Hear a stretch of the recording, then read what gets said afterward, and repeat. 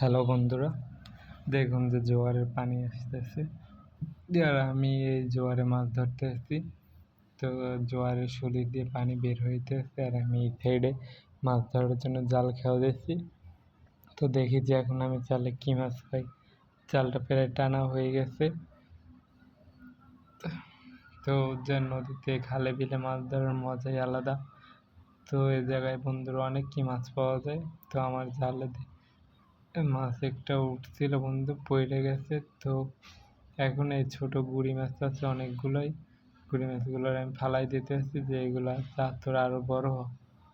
এই দেখুন যে শোলে কীভাবে পানি নামতেছে, কী হোক।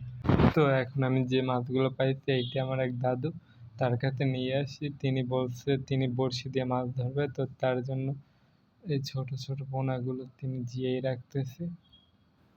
আমার পোনাগুলো তারে